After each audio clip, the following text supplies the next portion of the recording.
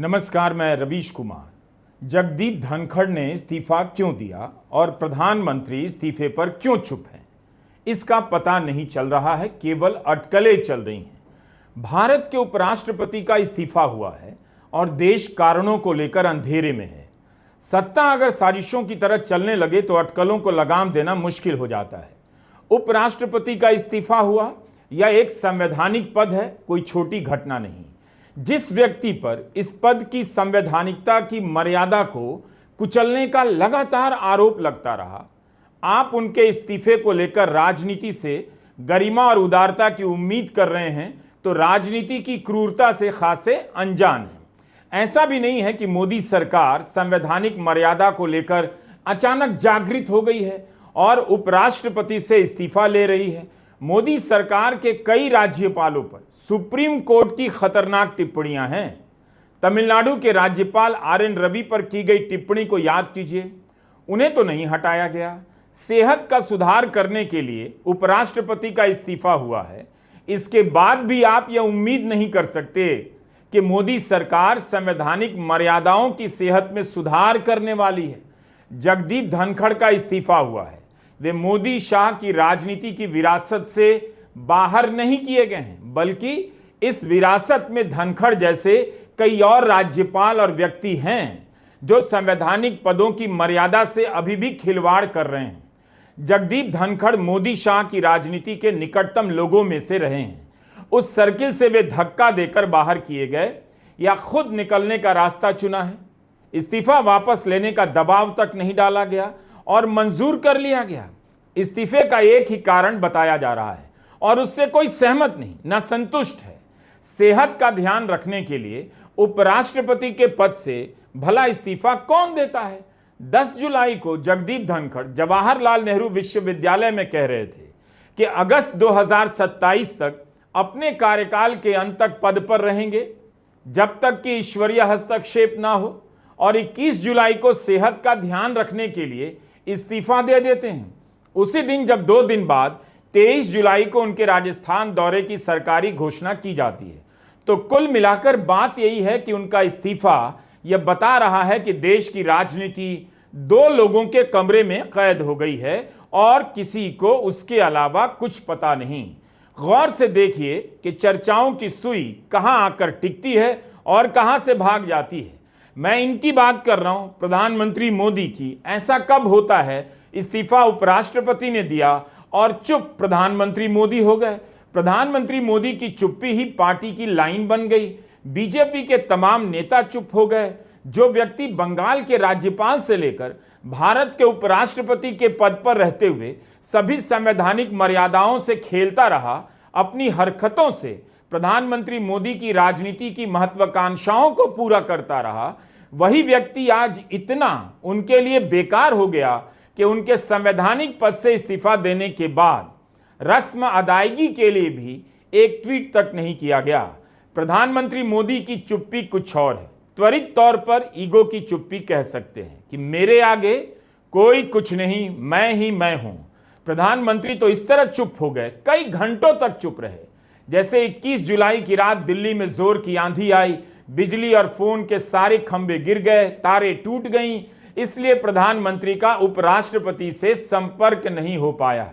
22 जुलाई की सुबह प्रधानमंत्री मोदी अपने ट्विटर हैंडल से महाराष्ट्र के मुख्यमंत्री और उप मुख्यमंत्री को जन्मदिन की शुभकामनाएं दे रहे थे, उनकी सेहत की दुआ कर रहे थे। लेकिन सेहत के कारण इस्तीफा देने वाले उपराष्ट्रपति की सेहत का हाल लिया हो, इसे लेकर दोपहर 12 बजे तक उनका एक ट्वीट नहीं आया।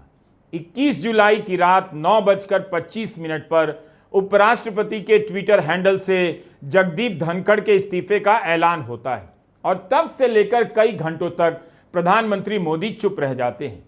दोपहर 12:15 बजे के करीब प्रधानमंत्री मोदी धनखड़ के इस्तीफे पर ट्वीट करते हैं, उनकी सेहत की शुभकामनाएं देते हैं और बस इतना लिखते हैं कि श्री जगदीप धनखड़ जी को भारत के उपराष्ट्रपति सहित कई भूमिकाओं में देश की सेवा करने का अवसर मिला है। मैं उनके उत्तम स्वास्थ्य की कामना करता हूं। अब आप बताइए, ऐसे कौन लिखता है, इतना कौन लिखता है? इससे अधिक तारीफ तो कांग्रेस के जयराम रमेश ने कर दी। देश के प्रधानमंत्री जगदीप धनखड़ के इस्तीफे पर ट्वीट करते हैं और लिखते हैं, उन्हें अलग अलग पदों पर रहते हुए देश की सेवा करने का अवसर मिला। सेवा किस तरह की, इस पर कोई टिप्पणी नहीं की। क्या धनखड़ के लिए विदाई समारोह होगा? अटकलें चल रही हैं कि धनखड़ विदाई भाषण नहीं देंगे। इस समय संसद के दोनों सत्र चल रहे हैं। इसके बीच राज्यसभा के सभापति और देश के उपराष्ट्रपति का इस्तीफा हुआ है। आपको याद होगा, जब हामिद अंसारी ने उपराष्ट्रपति का कार्यकाल पूरा किया, तब राज्यसभा में विदाई समारोह हुआ। विदाई भाषण में प्रधानमंत्री मोदी की टिप्पणी बेहद विवादास्पद थी। वे विदाई समारोह में हामिद अंसारी की सोच पर टिप्पणी करने लग गए। आपके कार्यकाल का बहुत सारा हिस्सा वेस्ट एशिया से जुड़ा रहा है एज ए डिप्लोमेट। उसी दायरे में जिंदगी के बहुत वर्ष आपके गए, उसी माहौल में, उसी सोच में, उसी डिबेट में ऐसे लोगों के बीच में रहे। वहां से रिटायर होने के बाद भी ज्यादातर काम वही रहा आपका, माइनॉरिटी कमीशन हो या अलीगढ़ यूनिवर्सिटी हो, तो एक दायरा आपका वही रहा। लेकिन ये 10 साल पूरी तरह एक अलग जिम्मा आपके सिर में आया और पूरी तरह एक एक पल संविधान के ही दायरे में चलाना, और आपने उसको बखूबी निभाने का भरपूर प्रयास किया। हो सकता है कुछ छटपटाहट रही होगी भीतर आपके अंदर भी, लेकिन आज के बाद शायद वो संकट आपको नहीं रहेगा। मुक्ति का आनंद भी रहेगा और अपने मूलभूत जो सोच रही होगी उसके अनुसार आपको कार्य करने का, सोचने का, बात बताने का अवसर भी मिलेगा। जो हामिद अंसारी के साथ हुआ लगता है, वही जगदीप धनखड़ के साथ हो रहा है और होने जा रहा है। विचारधारा के हिसाब से आप दोनों में अंतर लगा सकते हैं, लेकिन इस घटना को व्यक्ति के हिसाब से भी देखिए। जिन्होंने हामिद अंसारी के साथ जो भी किया, वही जगदीप धनखड़ के साथ वही कर रहे हैं। यानी दोनों केस में व्यक्ति सेम है, प्रधानमंत्री नरेंद्र मोदी, जो हामिद अंसारी को मुक्ति का आनंद लेने का ज्ञान दे रहे थे और जगदीप धनखड़ के बारे में इतना ही कहते हैं, उन्हें सेवा करने का अवसर मिला। जैसे याद दिला रहे हैं कि वे थे किस लायक, उन्हें तो बस अवसर मिला। अवसर देने वाला कौन था? वही जो इस्तीफे के कई घंटे बाद इसकी याद दिला रहा था। अब आते हैं इस पर, इस्तीफा हुआ क्यों? इसका ठोस जवाब किसी के पास नहीं। दिल्ली में अटकलों का बाजार इसलिए गर्म है क्योंकि बीजेपी के साथ घुल मिल गए पत्रकारों को भनक तक नहीं कि क्या हुआ। पार्टी की तरफ पार्टी हो चुके पत्रकारों में भी चुप्पी है। मोदी दौर की इतनी बड़ी राजनीतिक खबर और किसी के पास भनक तक नहीं। गप और अटकलों से काम चलाया जा रहा है। इस्तीफे की खबर आने के बाद कई घंटों तक समाचार एजेंसी एएनआई के ट्विटर फीड पर कांग्रेस के ही नेताओं की प्रतिक्रिया ज्यादा नजर आ रही थी। बीजेपी के नेताओं की तुरंत प्रतिक्रिया तो नजर ही नहीं आई। पार्टी और पत्रकार का फर्क मिट चुका है। दोनों अंधेरे में हैं, देश तो अंधेरे में है ही। यह ठीक वैसा लगता है जैसे मध्य प्रदेश में शिवराज सिंह के नेतृत्व में बीजेपी चुनाव जीतती है और जीतने के बाद अचानक मुख्यमंत्री ही पद से हटा दिए जाते हैं। संवैधानिक पदों और संस्थाओं की यही हालत हो गई है। चुनाव से ऐन पहले चुनाव आयुक्त अरुण गोयल निजी कारणों का हवाला देकर इस्तीफा दे देते हैं। नोटबंदी के बाद रिजर्व बैंक के गवर्नर उर्जित पटेल इस्तीफा देकर चल देते हैं। कोई चर्चा नहीं, किसी को पता नहीं इस्तीफा क्यों दिया। प्रधानमंत्री के आर्थिक सलाहकार अरविंद सुब्रमण्यन ने भी निजी कारणों का हवाला देकर इस्तीफा दिया। क्या जगदीप धनखड़ हटाए गए हैं? धनखड़ और प्रधानमंत्री के बीच कुछ तो हुआ है।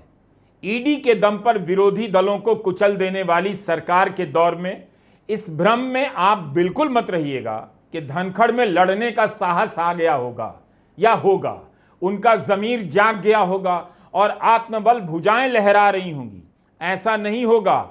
वैसे यह इस्तीफा उसी दिन हुआ जिस दिन सुप्रीम कोर्ट के चीफ जस्टिस ने ईडी से कहा, आप राजनीति के लिए इस्तेमाल क्यों हो रहे हैं? तो धनखड़ के नैतिक बल का सवाल पैदा नहीं होता, आत्मबल का भी नहीं। वे इस्तीफा देकर सेहत का ध्यान रखेंगे या ईडी का भी ध्यान रखना होगा? अगर सेहत ही वजह थी या है तो बीजेपी को सन्नाटा क्यों मार गया? कांग्रेस क्यों जगदीप धनखड़ के कार्यकाल को आदर्श बताने लगी? जयराम रमेश के ट्वीट से यह भ्रम और फैला जब उन्होंने लिखा कि वह नियमों, प्रक्रियाओं और मर्यादाओं के पक्के थे, लेकिन उन्हें लगता था कि उनकी भूमिका में लगातार इन बातों की अनदेखी हो रही है। इसी तरह का ट्वीट गौरव गोगोई का भी आ गया। इससे यह संकेत गया कि बीजेपी चुप है, कांग्रेस धनखड़ की तारीफ किए जा रही है। तो मामला क्या हो सकता है? जबकि विपक्ष उनके खिलाफ अविश्वास प्रस्ताव लेकर आया था। सुबह होते होते कांग्रेस ने अपना रुख बदला और पवन खेड़ा हमलावर हो गए।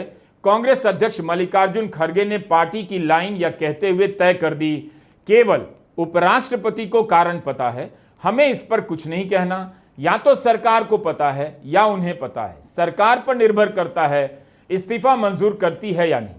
खड़गे के इस बयान से भी कांग्रेस की शुरुआती लाइन का मतलब समझ नहीं आया। 21 जुलाई की कार्रवाई में जगदीप धनखड़ ने खड़गे के जन्मदिन पर उनका अभिवादन किया। बाद में खड़गे ने अपने ट्विटर पर उनका शुक्रिया अदा किया।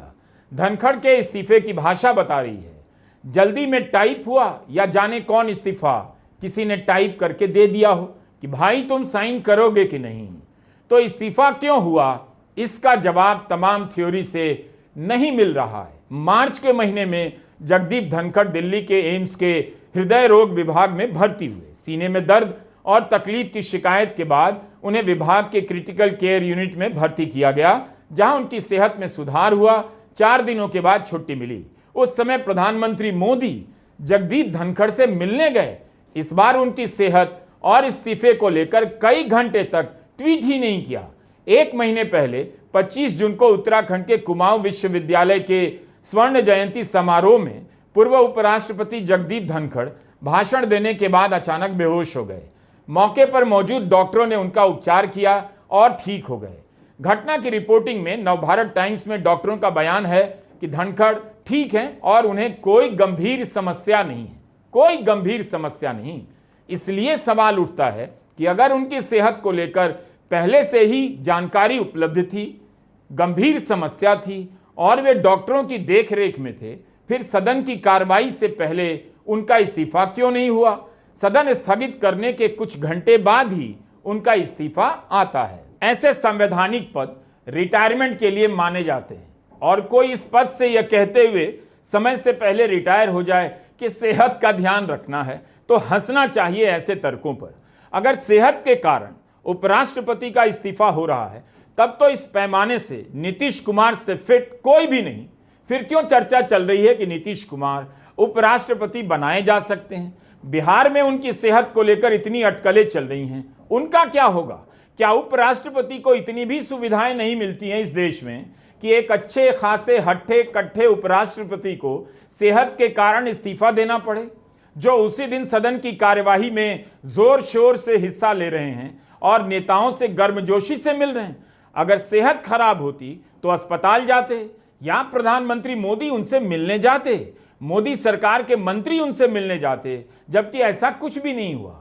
अगर सेहत वजह होती तो गोदी मीडिया के दर्जनों संपादकों, मालिकों और एंकरों को यह बात पता होती, वो इतने अंधेरे में नजर नहीं आते। 21 जुलाई के दिन उन्होंने सिर्फ सदन की कार्यवाही ही संचालित नहीं की, बल्कि नए सांसदों को शपथ दिलाई, राज्यसभा की कार्य मंत्रणा समिति की 2 बार अध्यक्षता की।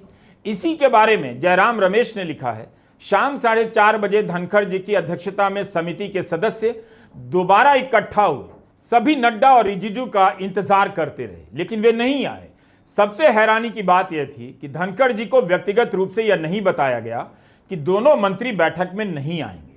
स्वाभाविक रूप से उन्हें इस बात का बुरा लगा और उन्होंने बीएसी की अगली बैठक आज दोपहर 1 बजे के लिए टाल दी। इससे साफ है कि कल दोपहर 1 बजे से लेकर शाम 4:30 बजे के बीच जरूर कुछ गंभीर बात हुई है, जिसकी वजह से जेपी नड्डा और किरण रिजिजू ने जानबूझकर शाम की बैठक में हिस्सा नहीं लिया।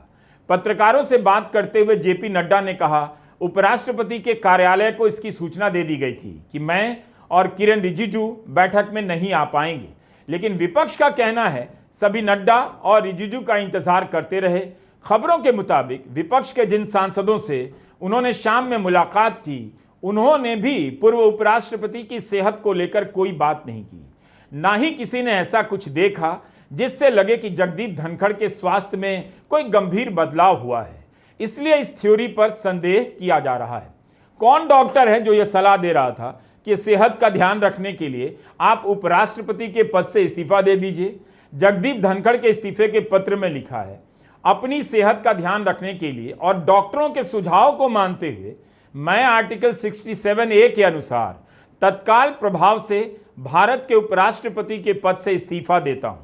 इस्तीफे में ही किसी गंभीर संकट का उल्लेख नहीं, ध्यान रखने के लिए इस्तीफा हुआ है। वो दिन दूर नहीं जब कोई प्राणायाम करने के लिए प्रधानमंत्री के पद से इस्तीफा दे देगा। कुछ भी हो सकता है इस देश में। तो अचानक क्या घट गया? क्या उपराष्ट्रपति के फैसलों पर रोक लगने लगी थी?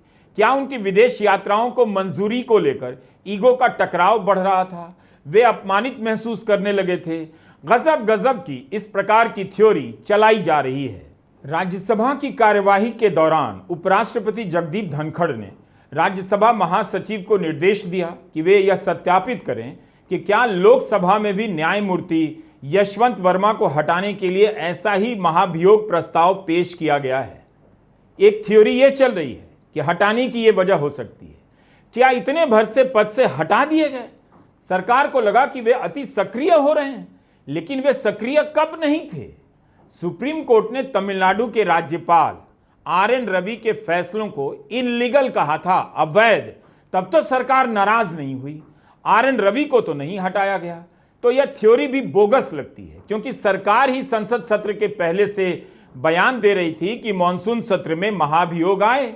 संसदीय मंत्री अर्जुन राम मेघवाल ने कहा था, जस्टिस यशवंत वर्मा के खिलाफ महाभियोग सांसदों के हाथ में है। इस प्रस्ताव पर बीजेपी के सांसदों समेत कुल 200 से अधिक सांसदों के दस्तखत हैं। यह तो किसी भी उपराष्ट्रपति के लिए अपमानजनक है। अगर प्रस्ताव को सत्यापित करने के लिए कहा जाए तो क्या उससे सरकार गिर जाती है? सरकार के खिलाफ कार्रवाई मानी जाएगी? क्या हो जाता है उससे कि एक झटके में इस्तीफा देने के लिए कह दिया जाए? इसलिए इस थ्योरी में ज्यादा दम नजर नहीं आता। 75 साल की उम्र को लेकर अनर्गल बातें हो रही हैं, जैसे धनखड़ ने इस्तीफा देकर प्रधानमंत्री मोदी के लिए मुश्किलें पैदा कर दी। वे इसी सितंबर में 75 के हो रहे हैं। मोहन भागवत भी 75 के हो रहे हैं। तो संघ का नया प्रमुख कौन होने वाला है? क्या इस पर कोई चर्चा चल रही है? आपने किसी का नाम भी सुना? तो फिर प्रधानमंत्री मोदी के हटाने की चर्चा क्यों चलाई जा रही है? मार्गदर्शक मंडल उन्होंने बनाया आडवाणी को किनारे करने के लिए, ना कि खुद किनारे कर दिए जाने के लिए। उस समय भी संघ चुप रहा, इस समय भी RSS चुप रहेगा। धनखड़ के खिलाफ महाभियोग लाने की थ्योरी भी चल रही थी। क्या बीजेपी ऐसा करती? अगर यही करना था तो विपक्ष के अविश्वास प्रस्ताव को ही सपोर्ट कर देती, जो दिसंबर 2024 में धनखड़ के खिलाफ विपक्ष की तरफ से लाया गया। अगर बीजेपी खुद उनके खिलाफ महाभियोग की कोई गुप्त पहल कर रही थी और इस थ्योरी में जरा भी दम है, तब बीजेपी के टॉप का वजन कुछ ज्यादा बढ़ गया है। पार्टी का नेतृत्व अपने ही भार से दरकता लग रहा है। एक थ्योरी और है कि धनखड़ सरकार की शिकायतें करने लगे थे और विपक्ष के नेताओं से मिल रहे थे। राजनीतिक चर्चाओं में यह सब हो जाता है, लेकिन वे सरकार से किस हद तक नाराज थे, इसका सार्वजनिक रूप से कुछ भी पता नहीं चलता, सिवाय एक दो बयानों को लेकर। उनकी नाराजगी इतनी ज्यादा थी कि विपक्ष के नेताओं को बुलाकर मिल रहे थे और बता रहे थे, ऐसा क्या हुआ बीजेपी के द्वारा इतना सम्मान और पद पाने के बाद भी जगदीप धनखड़ पार्टी के खिलाफ हो गए? क्या वे वाकई सरकार गिराने को लेकर विपक्ष से बात करने लगे थे? ऐसी थ्योरी में कोई दम नहीं, इसे लेकर आधिकारिक रूप से कोई जानकारी भी नहीं। तो ऐसा क्या हुआ होगा कि 6 महीने में विपक्ष की जगह बीजेपी जगदीप धनखड़ के विरोध में आ गई? क्या सब कुछ अचानक हुआ? क्या जगदीप धनखड़ को इस बात का अंदाजा था क्या होने वाला है? तकनीकी तौर पर उपराष्ट्रपति बनने के बाद धनखड़ बीजेपी के सदस्य नहीं रहे, लेकिन उनके फैसले, उनका बर्ताव एक तरफा बीजेपी के लिए रहा। अगर नहीं होता तो विपक्ष उनके खिलाफ अविश्वास प्रस्ताव नहीं लाता। पद पर रहते हुए खुद को RSS का एकलव्य बताने वाले राज्यपाल और उपराष्ट्रपति रहते हुए उन्होंने दोनों संवैधानिक पदों की गरिमा का मजाक ही उड़ाया। उपराष्ट्रपति बनने के पहले 2019 से 22 के बीच जगदीप धनखड़ पश्चिम बंगाल के राज्यपाल रहे। मुख्यमंत्री ममता बनर्जी के खिलाफ ट्वीट कर दिया करते थे कि राज्य की यूनिवर्सिटी के 24 VC की नियुक्ति अवैध हुई है, राज्य सरकार तुष्टीकरण कर रही है। विपक्षी दलों के लिए राज्य में कोई जगह नहीं। एक राज्यपाल होकर मीडिया से, जनता से, सिविल सोसाइटी से चुप्पी तोड़ने के लिए अपील करने लग जाते थे, चुप्पी का इस्तेमाल करते थे। पश्चिम बंगाल के राज्यपाल रहते हुए टीवी स्टूडियो पहुंचकर राज्य सरकार के खिलाफ इंटरव्यू दिया करते थे। इनकी हरकतों को लेकर पश्चिम बंगाल की मुख्यमंत्री ममता बनर्जी ने तत्कालीन राष्ट्रपति कोविंद को 3 पत्र लिखे। बाकायदा प्रेस कॉन्फ्रेंस कर ममता बनर्जी ने जगदीप धनखड़ पर भ्रष्ट होने के आरोप लगाए और कहा उनका नाम 1996 के हवाला जैन केस की चार्जशीट में था। उन्होंने सवाल उठाया कि भारी बहुमत से चुनी गई सरकार को राज्यपाल आदेश कैसे दे सकते हैं। दिसंबर 2020 में टीएमसी सांसदों ने भी राष्ट्रपति कोविंद को पत्र लिखा, मांग की कि जगदीप धनखड़ को राज्यपाल के पद से हटाया जाए। अपने पत्र में सांसदों ने लिखा, राज्य के सबसे ऊंचे संवैधानिक पद से राज्यपाल धनखड़ नफरती राजनीति कर रहे हैं। जिस धनखड़ ने राज्यपाल रहते हुए सारी मर्यादाएं तोड़ दी, उनके राज्यसभा के सभापति होते हुए उनकी मौजूदगी में जेपी नड्डा वही करते नजर आए जो इन पदों पर बैठकर धनखड़ करते रहे हैं। जेपी नड्डा ने भरी सदन में कह दिया, वे जो बोलेंगे वही रिकॉर्ड पर जाएगा, जबकि इस तरह का निर्देश देने का काम केवल सभापति का होता है, किसी सदस्य का नहीं। अरे गुस्सा मत करो भैया, अरे गुस्सा मत करो। Nothing will go on record. Whatever I will say, that will go on record. You should know. आपको याद होगा टीएमसी के एक सांसद ने जगदीप धनखड़ के हाव भाव की नकल कर दी। राहुल गांधी वहां मौजूद थे। बीजेपी और गोदी मीडिया ने कितना बवाल मचाया कि संवैधानिक व्यक्ति का अनादर हो रहा है, संविधान का अनादर हो रहा है, और अब चुप्पी। पार्टी और पद में कोई अंतर रहा नहीं और है भी नहीं। जगदीप धनखड़ यह साबित कर गए। सभापति की कुर्सी पर बैठकर विपक्षी सांसदों ने आरोप लगाया कि उनकी बातों को रिकॉर्ड से हटा रहे हैं। विपक्ष ने जब भी नियम 267 के तहत चर्चा की मांग की, मांग नहीं मानी गई। जया बच्चन ने इनकी देह भाषा, हाव भाव पर टिप्पणी की, कहा हम आपके साथी हैं, आप चेयर पर हो सकते हैं लेकिन हम सहयोगी हैं। उनकी इस आलोचना के जवाब में जेपी नड्डा ने उनके खिलाफ निंदा प्रस्ताव पेश किया। जया बच्चन की आलोचना को अपमान के रूप में देखने वाले जेपी नड्डा अब क्यों नहीं पूर्व उपराष्ट्रपति के अपमान और सम्मान की बात कर रहे हैं? क्यों नहीं उनसे कह रहे अपना इस्तीफा वापस लीजिए?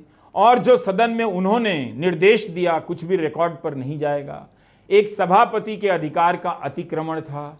दिसंबर 2024 में विपक्ष ने जगदीप धनखड़ के खिलाफ अविश्वास प्रस्ताव लाया, पक्षपाती रवैया अपनाने का आरोप लगाया। वह प्रस्ताव गिर गया, मगर आरोप में यही लिखा था, बतौर सभापति श्री जगदीप धनखड़ ने बेहद पक्षपाती तरीके से सदन का संचालन किया है। यह रिकॉर्ड पर है कि जगदीप धनखड़ ने बार बार विपक्षी सांसदों के भाषण में रोक टोक की है। विपक्ष के सांसदों को चुप कराने के लिए विशेषाधिकार प्रस्ताव का गलत इस्तेमाल किया है और सरकार के फैसलों के खिलाफ किसी भी प्रकार के विरोध को बेहद अपमानजनक तरीके से अवैध करार दिया है। धनखड़ यह सब किसके लिए कर रहे थे? मोदी सरकार और बीजेपी के फायदे के लिए। और जब उनका इस्तीफा हुआ, चुप्पी पसर गई। जरूरी नहीं कि उनके संबंध खराब हो गए हों, ऐसा दावा नहीं कर सकते, लेकिन इस चुप्पी पर बात कर सकते हैं क्योंकि उनके इस्तीफे की वजह आपसी रजामंदी भी तो हो सकती है। तब भी इस पूरी प्रक्रिया में देश के सर्वोच्च पदों की गरिमा को दांव पर लगा तो दिया गया है। यह रिकॉर्ड है धनखड़ का। उनकी विरासत बहुत खराब है, यह बात बीजेपी जानती है, लेकिन धनखड़ ने अपनी कुर्बानी दी, खुद को राजनीतिक हित में इन पदों पर रहते हुए दांव पर लगाया। किसके लिए? प्रधानमंत्री मोदी के लिए। और जब उनकी विदाई हुई तो चुप्पी साध ली गई। मल्लिकार्जुन खड़गे ने अविश्वास प्रस्ताव के समय कहा था, उनके आचरण ने देश की गरिमा को बहुत नुकसान पहुंचाया है। देश के संसदीय इतिहास में ऐसी स्थिति ला दिया है कि हमें उनके खिलाफ यह प्रस्ताव का नोटिस लाना पड़ा। उनके साथ हमारी कोई निजी दुश्मनी या द्वेष या कोई राजनीतिक लड़ाई नहीं है। आपको याद होगा वक्फ बिल पर सुप्रीम कोर्ट में सुनवाई चल रही थी। तत्कालीन उपराष्ट्रपति जगदीप धनखड़ ने सुप्रीम कोर्ट के जजों पर हमला करना शुरू कर दिया। कहा आर्टिकल 142 लोकतांत्रिक ताकतों के खिलाफ न्यूक्लियर मिसाइल बन गया है जो न्यायपालिका को 2400 घंटे मिला हुआ है। कुछ जज ऐसे हैं जो सुपर पार्लियामेंट की तरह काम करते हैं उनकी कोई जवाबदेही नहीं, क्योंकि कोई कानून लागू नहीं होता। इतनी गंभीर बात कहने पर उन्हें पद से नहीं हटाया गया, उनसे इस्तीफा नहीं मांगा गया, तो यह थ्योरी उचित नहीं जान पड़ती है कि महाभियोग के प्रस्ताव को सत्यापित कराने के कारण उनकी सक्रियता से सरकार नाराज हो गई और उन्होंने सरकार का विश्वास खोते हुए इस्तीफा दे दिया। संविधान की आत्मा को खुलेआम रौंदने वाले धनखड़ का इस्तीफा हुआ है। ऐसा नहीं है कि मोदी सरकार के भीतर इस तरह का काम करने वाले अकेले नेता थे या उनके बाद ऐसे नेताओं का अकाल पड़ जाएगा। धनखड़ ने इतना जरूर किया है कि खुद को दांव पर लगाकर एक ऐसी किताब तैयार कर दी है जो लंबे समय तक इस बात के लिए पढ़ी जाएगी कि राज्यपाल और उपराष्ट्रपति के पद पर रहते हुए संवैधानिक मर्यादाओं से कैसे खिलवाड़ किया जाता है। जो नहीं मालूम है बस यही कि उन्होंने इस्तीफा क्यों दिया, बाकी सब तो मालूम ही है। उनके बाद कौन आएगा यह कोई जानने लायक इतना बड़ा सवाल नहीं है। नमस्कार, मैं रवीश कुमार।